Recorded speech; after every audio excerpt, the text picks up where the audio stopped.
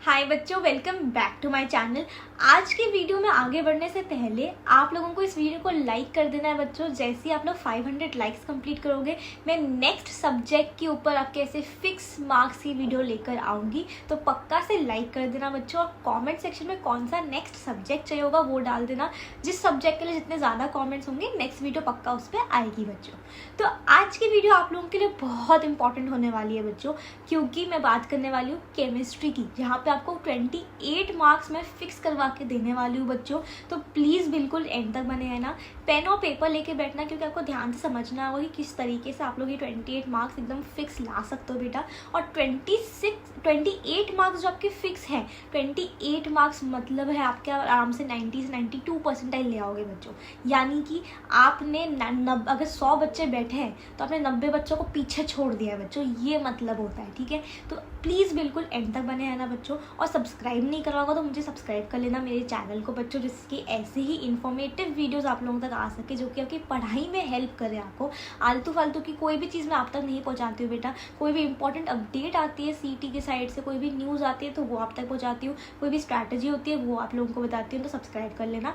और मैं हर एक वीडियो के बाद एक लकी सब्सक्राइबर को 1500 रुपीज़ का गिफ्ट वाउचर देती हूँ। तो अगर आपको भी बनना होगा तो पक्का सब्सक्राइब कर लेना बच्चों।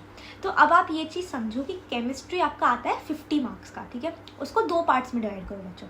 एक है आपका 28 मार्क्स, जो कि मैं आपको फिक्स फ्रीली बताने वाली हूँ। बाकी बचे हुए जो 22 मार्क्स है वो आपको उन पर मेहनत करने होंगे बेटा। अगर मैं आपको कहूँगी कि मैं आपको 50 मार्क्स का पूरा पेपर दे देती हूँ बच्चों, तो वो भी गलत है, क्योंकि ये ऐसे कोई प्रिडिक्ट नहीं कर सकता है।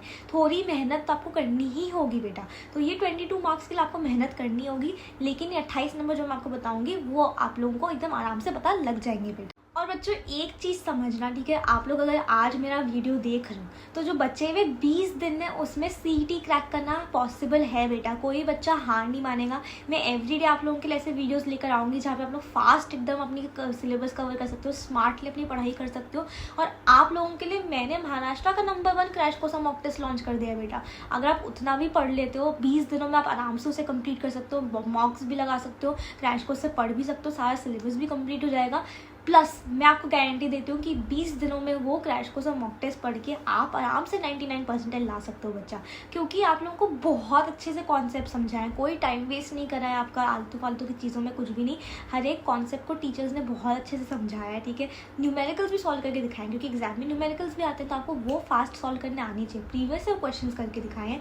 मॉक टेस्ट में सारी वेराइटी ऑफ क्वेश्चन है बच्चा, और टीचर्स इतने एक्सपीरियंस्ड है, 10 साल से भी ज़्यादा उनको एक्सपीरियंस है चीज़ों का। ठीक है, वो खुद IIT से खुद ने सीईटी क्रैक करा है, बहुत ज़्यादा सालों से पढ़ा रहे हैं बेटा।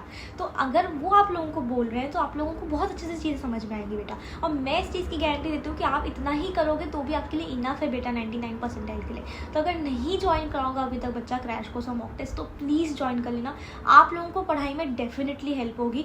आज का आपका ये इन्वेस्टमेंट क्रैश कोर्स और मॉक टेस्ट में आप लोगों को बाद में बहुत हेल्प करेगा बेटा। तो डिस्क्रिप्शन बॉक्स में लिंक डाल दिए क्रैश कोर्स और मॉक टेस्ट के लिए, पक्का ज्वाइन कर लेना बेटा।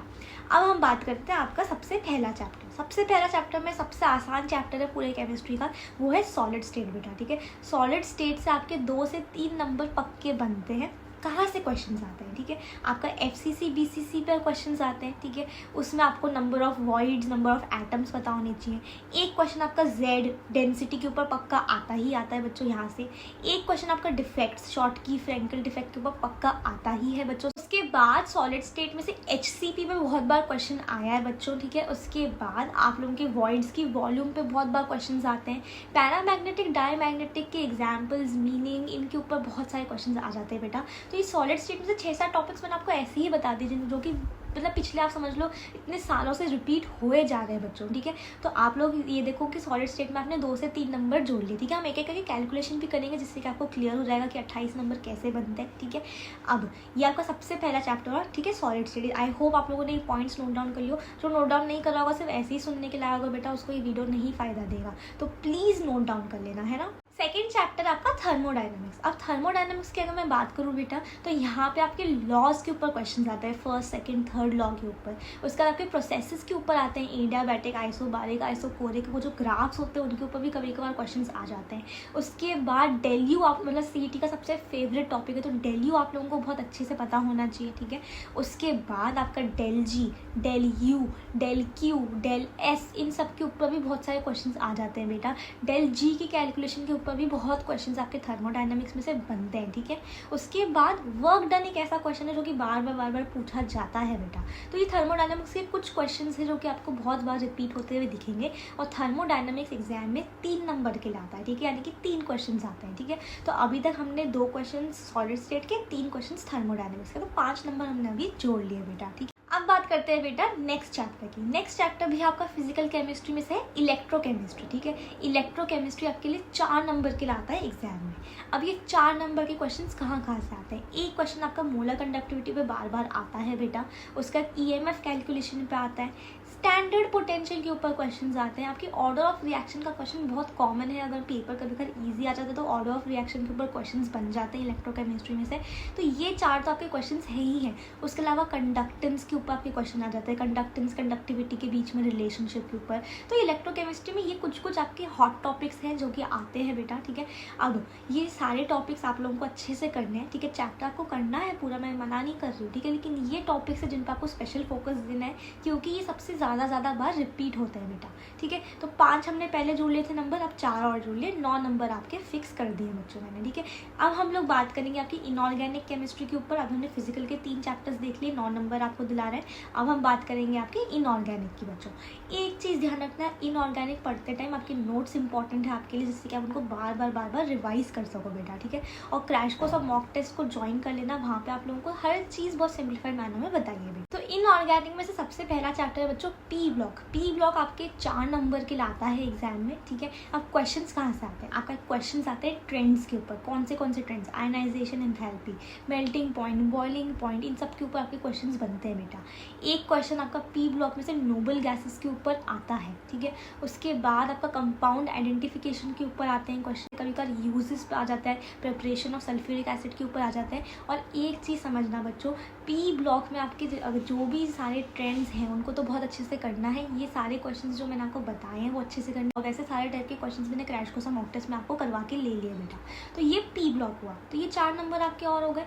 9 + 4 13 नंबर मैंने आपको जोड़ के बता दिए बेटा। अब बात करते हैं डीएनएफ ब्लॉक की बेटा। डीएनएफ ब्लॉक आपके 3 नंबर के लाता है, तो 13 + 3 16 नंबर हो गए। क्वेश्चंस कहाँ से आते हैं? डीएनएफ ब्लॉक में से आपके क्वेश्चंस हाइब्रिडाइजेशन के ऊपर आते हैं बेटा। तो हाइब्रिडाइजेशन एक बहुत हॉट टॉपिक है, उसको अच्छे से करना, वो और भी जगह पूछा जाता है। तो सबसे पहला है हाइब्रिडाइजेशन। दूसरा आपके एडिबल ऑयल्स के ऊपर क्वेश्चन आ जाता है, यहाँ पे भी ट्रेंड्स के ऊपर क्वेश्चन आ जाते हैं। लैंथेनॉइड्स, एक्टिनॉइड्स आपका एक कॉमन टॉपिक है जहाँ पे क्वेश्चन आते हैं। आपका मैग्नेटिक मोमेंट के ऊपर क्वेश्चन आ जाते हैं, स्पिन मैग्नेटिक मोमेंट के ऊपर क्वेश्चन आते हैं बेटा, ठीक है। तो ये कुछ टॉपिक है डीएनएफ ब्लॉक के। एक और चीज़, पी ब्लॉक और डीएनएफ ब्लॉक में ऑक्सीडेशन नंबर के ऊपर भी क्वेश्चन हैं जो आपको प्रैक्टिस करने हैं। क्रैश कोर्स और मॉक टेस्ट में ये सब कुछ आपके लिए बहुत अच्छे से कवर करवाया बेटा। वहाँ पे आप लोगों को मतलब वहाँ पे उतना ही करवाया जो कि आपको मतलब है ना सबसे ज़्यादा रिपीट होता है, वो चीज़ों पे बहुत फोकस डाला है वहाँ पे, जिससे कि आप कोई भी चीज़ मिस आउट नहीं करो। तो ये आपका डीएनएफ ब्लॉक होगा। तो 16 नंबर हम लोग अभी तक जोड़ चुके हैं बेटा। नेक्स्ट चैप्टर है कोऑर्डिनेशन कंपाउंड्स, जो कि 2 से 3 नंबर के लिए पूछा जाता है बेटा। और अगर आप लोग डीएनएफ ब्लॉक करके जा रहे हो तो कोऑर्डिनेशन कंपाउंड्स भी आपको कर लेना होता है। क्वेश्चंस कहाँ से आते हैं? लिगैंड के ऊपर आते हैं आपके, ठीक है। उसके बाद हाइब्रिडाइजेशन पे आता है यहाँ से भी। उसके बाद आप लोगों के जो क्वेश्चंस जैसे कोऑर्डिनेशन कंपाउंड से बनते हैं बेटा, उसमें भी IUPAC नेम आप लोगों को पता होना चाहिए। कोऑर्डिनेशन नंबर पे क्वेश्चंस आते हैं, EAN पे बहुत बार क्वेश्चंस आ जाते हैं, ठीक है। ऑक्सीडेशन नंबर पे क्वेश्चंस बनते हैं। तो ये कुछ क्वेश्चंस है जो आपके कोऑर्डिनेशन कंपाउंड्स में से बनते हैं। कॉम्प्लेक्सेस के ऊपर भी क्वेश्चंस कभी कभी आ जाते हैं, कोऑर्डिनेशन कॉम्प्लेक्सेस जो होते हैं। तो कोऑर्डिनेशन कंपाउंड्स एक बहुत ईजी चैप्टर है, ये 2 से 3 नंबर आपको मिस आउट नहीं करने इन चैप्टर्स में से बेटा, ठीक है। तो अभी तक हम लोगों ने 18 नंबर की आराम से बात कर ली है, ठीक है। अभी हमारे को सिर्फ और सिर्फ हमारी फाइट की देखो सिर्फ 10 नंबर की बची है। कितना आसान है, अगर आप इस तरीके से सिंप्लीफाइड करके चीज़ों को पढ़ोगे तो बहुत आसान होगा बेटा, ठीक है। यही इसीलिए कहती हूँ कि क्रैश कोर्स और मॉक टेस्ट से पढ़ो, क्योंकि आपकी एक सिंप्लीफाइड स्ट्रक्चर में एक रूटीन से पढ़ाई हो जाती है ना। कुछ भी आपको मतलब करने की ज़रूरत नहीं पड़ती कि हमें बहुत टेंशन हो रही है, पूरी की पूरी टेक्स्ट बुक पढ़ लेनी पड़ रही है, ऐसा कुछ भी नहीं होता। वहाँ पे बहुत स्ट्रक्चर्ड मैनर में होता है, आपके रूटीन बना बनाना रहता है, क्वेश्चंस प्रैक्टिस होता है, सब कुछ हो जाता है बेटा, ठीक है। और मॉक टेस्ट तो बहुत ज़्यादा ज़रूरी है ही, ठीक है, उसके बिना तो एग्ज़ाम दे ही नहीं सकते। तो ये 18 नंबर की हमने बात कर ली। तो हमने क्या करा, हमने फिजिकल केमिस्ट्री के बारे में बात कर ली, हमने इनऑर्गेनिक केमिस्ट्री की बात करी। अब हम ऑर्गेनिक केमिस्ट्री की बात करते हैं बेटा। ऑर्गेनिक केमिस्ट्री CET जो है आजकल थोड़ा बहुत ट्रिकी बनाने लग गया है। कुछ क्वेश्चन ईजी होते हैं, कुछ एक आधे 2 क्वेश्चन किसी शिफ्ट में आपको जो है थोड़े से ट्रिकी मिल जाते हैं। तो हम सब क्वेश्चन के बारे में आपके ऑर्गेनिक कंपाउंड्स के ऊपर, ऑर्गेनिक केमिस्ट्री के ऊपर बात करेंगे बेटा। अगर आप लोग अभी तक वीडियो देख रहे होगे तो कमेंट सेक्शन में दी और एक हार्ट डालना, जिससे कि मुझे समझ में आएगा आप अभी तक हो बेटा। अब हम बात कर रहे हैं ऑर्गेनिक की। तो ऑर्गेनिक में सबसे पहला चैप्टर आपका अल्कोहल, फिनॉल, ईथर, जो कि 3 मार्क्स के लाता है बेटा, ठीक है। यहाँ पे क्वेश्चंस कैसे आते हैं, डाईहाइड्रिक फिनॉल के ऊपर बहुत बार आपके क्वेश्चंस आए हैं, ठीक है। एल्हाइलिक फिनॉल, बेंजाइलिक फिनॉल, इनके ऊपर भी बहुत बार क्वेश्चंस आए। IUPAC नेम ऑर्गेनिक का कोर है, मतलब IUPAC नेम तो आपको आने ही आने चाहिए, ठीक है। उसके बाद नेम रिएक्शंस जो होती है वो सारी आपको पढ़नी है बेटा। मैं सारे नेम रिएक्शंस की आपको फ्री में शीट भी प्रोवाइड कर दूँगी ऐप पे, तो ऐप पे ज्वाइन हो जाना, ठीक है। ऐप की लिंक भी डिस्क्रिप्शन में डाल दिए। तो वो आपके लिए इंपॉर्टेंट है। नेम रिएक्शंस, IUPAC नेम्स, ये मैंने आपको जो 4-5 कंपाउंड्स बताए फिनॉल के, वो आपके लिए इस चैप्टर में से इंपॉर्टेंट है। उसके बाद आपके स्ट्रक्चरल फॉर्म के ऊपर क्वेश्चंस आते हैं बेटा। A+B गिव्स समथिंग, ऐसे जो आपके जैसे होता है ना कि एक डायग्राम आता है, फिर A+B कंपाउंड C कंपाउंड देगा, उस टाइप के जो क्वेश्चंस है बहुत बार CET में पूछे गए, ठीक है। वो सारे मैंने क्रैश कोर्स मॉक टेस्ट में आपके लिए कवर कर दिए बेटा, ठीक है। तो ये सारे क्वेश्चंस आपके अल्कोहल, फिनॉल, ईथर में से इंपॉर्टेंट है। नेक्स्ट चैप्टर आपका एल्डिहाइड, कीटोन, कार्बोक्सिलिक एसिड, इसके हुए 3 नंबर। यहाँ पे आपके क्या, यहाँ पे भी नेम रिएक्शंस आते हैं। कौन से एल्डोल कंडेंसेशन, कैनिजारो रिएक्शन हो गया आपका, इटार्ड रिएक्शन हो गया, ये सारे जो नेम रिएक्शंस हैं इंपॉर्टेंट है बेटा, ठीक है। उसके बाद यहाँ पे भी आपको IUPAC नेम के ऊपर फोकस करना है, क्योंकि ये ऑर्गेनिक का चैप्टर है, ठीक है।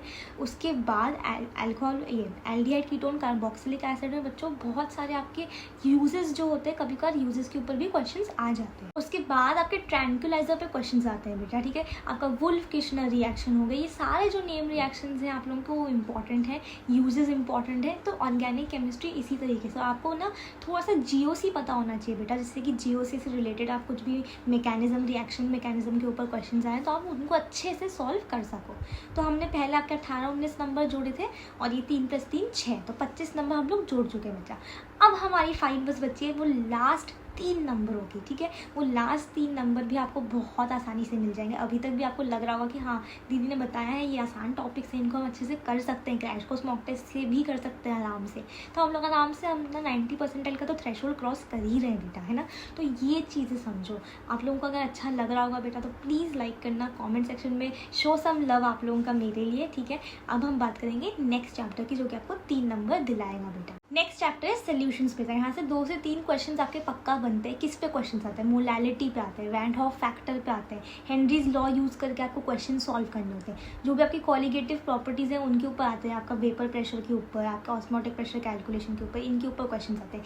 जनरली यहाँ पे थ्योरी क्वेश्चन कम आते हैं, अगर आते भी हैं तो इसको कम करोगे तो वो बढ़ेगा, इस टाइप के आते हैं बेटा। मोलर मास कैलकुलेशन के ऊपर क्वेश्चंस आ जाते हैं बेटा। आप लोगों के ऑस्मोटिक प्रेशर को रैंक करो, इस तरीके के क्वेश्चंस आ जाते हैं। बॉइलिंग पॉइंट निकालो, आपका TF निकालो, इस तरीके के क्वेश्चंस आपके सोल्यूशंस में आते हैं बेटा। सारे टाइप के क्वेश्चंस मैंने क्रैश कोर्स मॉक टेस्ट में आपके लिए कवर कर दिए।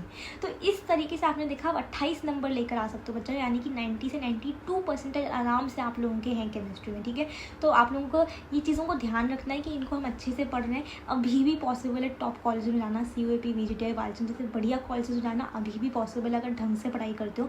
क्रैश कोर्स मॉक टेस्ट आपको इस जर्नी में लेकर जाने के लिए सबसे ज़्यादा हेल्प करेंगे बेटा। तो फटाफट से डिस्क्रिप्शन बॉक्स से ज्वाइन कर लेना, और कुछ भी डाउट होता है तो मुझे व्हाट्सएप पे मैसेज कर सकते हो, या फिर यहाँ कमेंट में मैसेज कर सकते हो। तो मिलते हैं हम लोग अगले वीडियो में बच्चों, तब तक के लिए take care, study well and thank you.